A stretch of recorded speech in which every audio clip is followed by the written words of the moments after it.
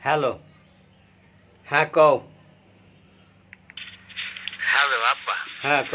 ওই ঘটনা হয়েছে কি মুই মোর হোর বাড়ি যাইয়া হ্যাঁ চোরের মার খেয়েছি আব্বা। তারপরে চোরে মার খাই কেমনে?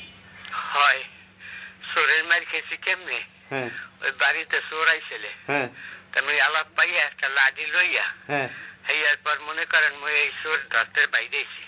তোর বাইরে লাগবো কে? চোরে করছে কি দুই দিক দিয়ে দুইজনে দেখতে দেখতে পাশায় পাশায় টাক খাইছে। হ্যাঁ টাক খাইয়া চোরে কয় কি চোর চোর চোর চোর করিয়া মুই সামনে পড়ছে মোরে ধরে ইচ্ছা মতো পিড়েছে আপা মোর হাতে করে লাঠি নিয়া মুই দিশা বিশা না পাইয়া মুই দৌড় দিতে লইছি।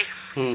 আর চোর দেশে একদিকে দৌড় মুই দিছে আর একদিকে দৌড় একটা কথা। ডরে হইয়ার পর ওই মোর হোল বেজারা মোরে ইচ্ছা মতো পিড়েছে মনে করেন চোরের মতো পিড়েছে। কে? পিড়েছে পর মোরে জিজ্ঞেসে তোকে বাড়ি কই তোর নাম কি তোর বাপের নাম কি?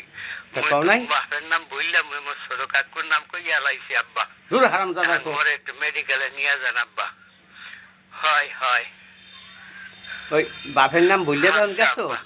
তো এই ওই চাচাই বলে- তোমার লয়ে যাবে আনে। ছোট কাকুর নাম কইয়া লাইছি মার খাইয়া।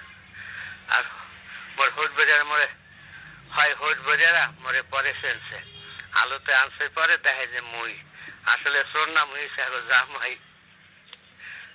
এখন একটা কাম করো, রাহি আব্বা। এখন কাম করো, তোমার ওই ছোট কাকু হ্যারেই পাঠাই দিমো আনে, হেই তোমার মেডিকেল লইয়া যাইবে। কথা কি কইছি বুঝছো?